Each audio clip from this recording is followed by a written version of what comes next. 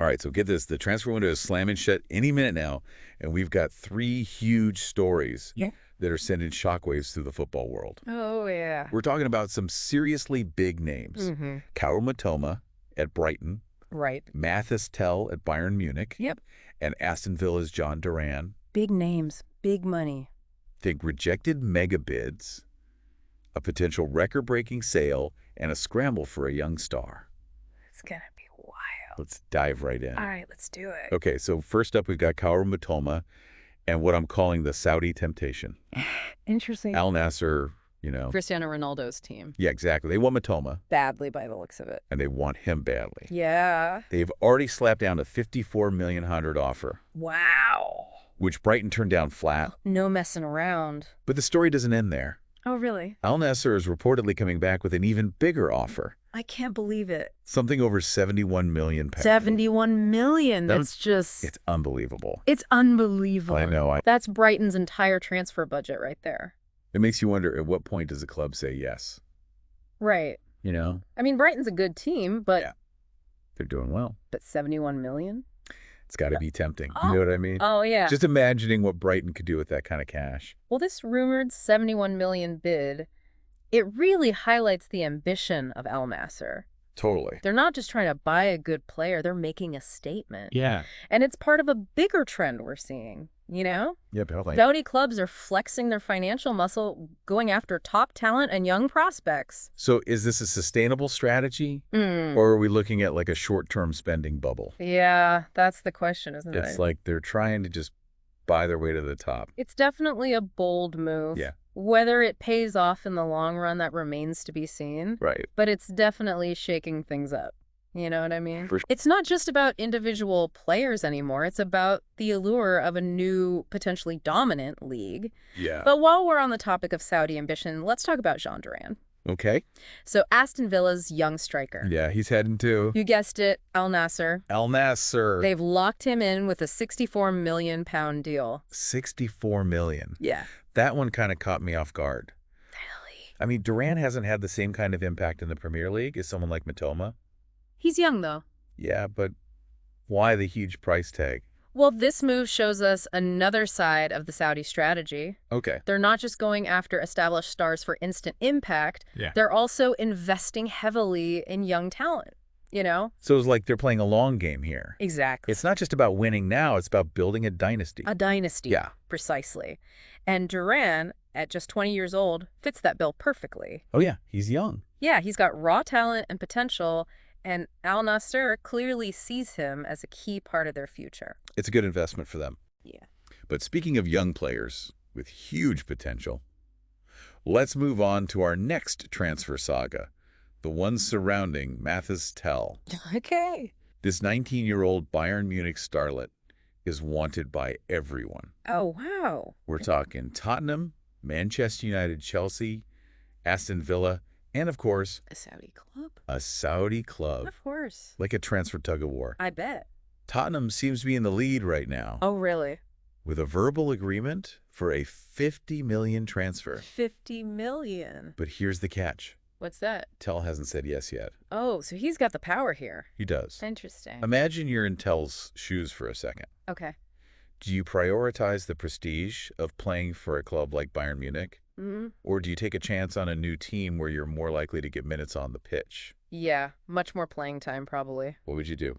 I think a lot of young players would be tempted by the guaranteed playing time. Right. It's tough to break into a team like Bayern, even if you're incredibly talented. True. I mean, they're a top team. It's hard to get in there. Not to mention the fact that this move could make Tel Bayern's most expensive sale ever. Oh, wow. I didn't realize that. Yeah. And don't forget about Nassr Tel's former club. Right. They've got a sell-on clause in his contract, so they'll get a cut of the transfer fee, too.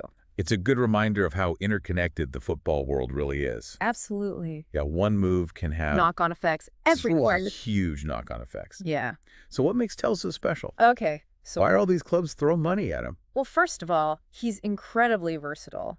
Oh. He can play multiple positions across the attack. Yeah, I've seen him play. He's good. He's good. And he's got a fantastic scoring rate. I didn't realize he had such a good scoring rate. Yeah, he does. And on top of that, by all accounts, he's a great teammate with a positive attitude. You love to see it.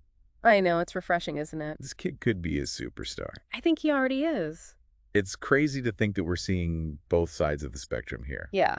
Established stars like Mitoma are being tempted by these massive offers from Saudi Arabia. And young players like Tel and Duran are becoming super valuable assets. Yeah, it's a fascinating dynamic. What does this mean for the future of the game? That's the million-dollar question, isn't it? I know, right? This influx of resources into the Saudi League could create a ripple effect across the entire football ecosystem. Yeah, it's almost like we're watching a new chapter unfold in the history of the sport. Exactly, and it's impossible to predict where it will all lead. Yeah, it's true. But one thing is for sure, things are changing, and they're changing fast. They are. Buckle up. Yeah, it's going to be a wild ride. It is. I can't wait to see what happens. Me neither. It's going to be good. It is. We've talked about individual players and the eye-popping numbers involved, but let's zoom out a bit. Okay. What do you think this Saudi spending spree means for the bigger picture of football? It's the question everyone's asking. Yeah. What does it mean for the Premier League? Right. For European football as a whole? Exactly. It's sparking a ton of debate out there. For sure. Some experts think this wave of Saudi money could actually level the playing field globally, Wow. challenging the dominance we've seen from European leagues for so long. So instead of the best players automatically heading to clubs like Real Madrid or Manchester United, Yeah. they might be lured by these huge offers from Saudi Arabia. Exactly. Think about the ripple effect that could have Oh, yeah. on the transfer market, on players' salaries, even on how clubs approach recruiting new talent. It's crazy. We're already seeing inflated transfer fees just in the cases we've discussed today. That's true. It's nuts. But there's also the argument that this is a passing fad, right? Right. The allure of the Champions League, Yeah. of competing against the best in the world, that's got to count for something. There's no denying the prestige and history of European football. It's deep, it's ingrained. Yeah. But I think we have to acknowledge that the landscape is changing. Yeah. The Saudi Pro League is making serious investments. Oh, yeah. Infrastructure coaching, youth development. So it's not just a quick fix. No, not at all. It's about creating a sustainable, competitive league that can attract top talent for years to come. Precisely. And that's what makes this so interesting. It's a really interesting point. It's not a simple case of good versus evil, Right. tradition versus money. Right. It's a complex web of factors with huge implications for the sport. Yeah, it really is. And all of this raises a question for me. Okay. What does this mean for the fans? That's a good question. Do you think they'll embrace this new era of globalized football? That's tough to predict. It is. Yeah, I bet some fans will love seeing their favorite players competing in different leagues, experiencing new cultures. Right. But I also imagine some might feel loyal to their traditional clubs and leagues Yeah. and resist this kind of power shift. It's like this tension between the global appeal of football and those deeply rooted local allegiances For sure. that have always been a part of the sport. Well, what about the young players coming up? Oh, that's a good point. Do you think they'll be more open to playing in different leagues, I think so. knowing there are now more opportunities Yeah. and potentially more money to be made outside of Europe? I think it definitely broadens their horizons. Yeah. Young players today are more aware of the global football landscape than ever before. I agree. They see it on social media, streaming services, video games, Yeah. and they're seeing guys like Ronaldo making successful moves outside of Europe. So playing in Saudi Arabia or the MLS might not seem as far-fetched as it once did. It's becoming a more realistic option, Yeah. especially for players who might not see a clear path to getting regular playing time at those top European clubs. Yeah, that makes sense. You know what I mean? I do. It's almost like the talent pool is expanding, It is. and the competition for top players is getting even more intense. More competition usually means higher standards, more innovation, and ultimately a more entertaining experience for the fans. For sure. So in that sense, it could be a good thing for the sport overall. We've covered the individual transfers, the money, the global impact, but let's not forget the human element in all of this. That's important. These are young men, Yeah. often in their teens or early 20s, making decisions that could change their lives forever. It's easy to get lost in the numbers and the strategy, I don't know. but at the end of the day, these are individuals with their own dreams, their own families. They're weighing things like playing time, lifestyle, cultural fit, personal growth. Yeah. all while these financial incentives are looming large. It's a reminder that even in a business as fierce as professional football, Yeah. there are still human stories at the heart of it. And those stories often get overlooked. Definitely. We focus on the money, the negotiations, the performance on the pitch. Yeah, But there's a whole other side to these moves. absolutely. Personal sacrifice, cultural adaptation, the pressure to live up to expectations. That's true for the players moving to new leagues and those staying put. Yeah. They're all navigating this rapidly changing world of football, and it's not always easy. It's like they're all in this high-stakes game of chess trying to anticipate the next move Yeah, and make the best decision for their careers and their lives. I like that analogy. Yeah. It captures the strategic thinking, Mm. the risks involved, and the constant pressure these players are under. Speaking of pressure, let's talk specifically about Saudi Arabia for a moment. Okay. What kinds of challenges and opportunities do you think players might encounter when they move to a league so different from what they're used to? Well, the first thing that comes to mind is cultural adjustment. Yeah. Saudi Arabia has a very different culture from most European countries. Right. Customs, traditions, social norms. So they're not just adapting to a new style of play, they're adapting to a whole new way of life. Exactly. That can be a huge challenge, especially for young players who are moving away from home for the first time. But it could also be a chance for them to grow personally, Of course. to learn about a new culture and broaden their perspective. Absolutely. It's an opportunity to immerse themselves in something new, learn a new language, and see the world in a different way. What about from a purely football perspective? Okay. What adjustments might these players need to make? The Saudi Pro League is known for its attacking style of play. Oh, yeah. Lots of speed and technical skill. So it's a physically demanding league. Oh, yeah. Players need to be ready for that. The climate is another factor. Oh, right. Yeah, of course. Those summer temperatures can be brutal. So it's not just about the talent. No. You got to be fit. They also need to be adaptable. Yeah. The level of competition is improving rapidly. Okay. More and more talented players are coming in from all over the world. So it's not just a place for aging superstars looking for one last payday. Not anymore. It's attracting players in their prime who are looking for a new challenge. That's interesting. It is. We're seeing financial resources, global ambition, and a growing pool of talent all converging at once. It's reshaping the landscape of football in ways we couldn't have imagined just a few years ago. It's exciting. It's definitely an exciting time to be a football fan. It really is. We're watching history in the making, and it's impossible to know where it will all lead.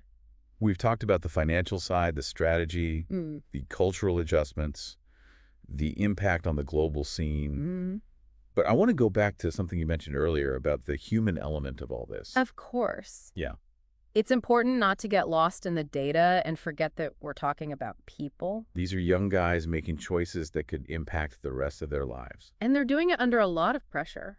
The media, the fans, their own families, everyone is watching and judging, trying to balance their own goals with everyone else's expectations. It's a lot to handle. It's especially tough when you're still so young. Absolutely. And it's a good reminder that these are not just athletes, they're human beings with their own hopes and fears.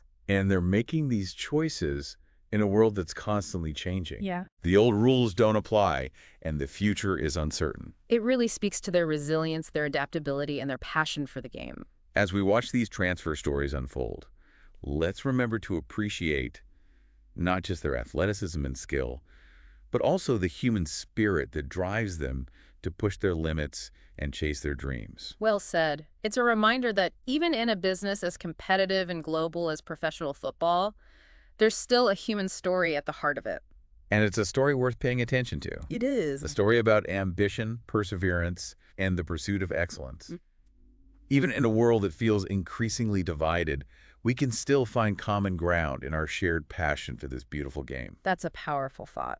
So, listener, we've covered a lot of ground today: money, motivations, cultural differences. But before we wrap up, I want to leave you with one last thought. Okay, shoot. Think about the ripple effects of these transfers.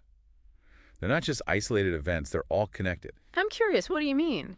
Well, think about the clubs involved. Brighton, if they do decide to sell Mitoma, could use that money to bring in new players. Yeah. Maybe even challenge for a higher spot in the Premier League.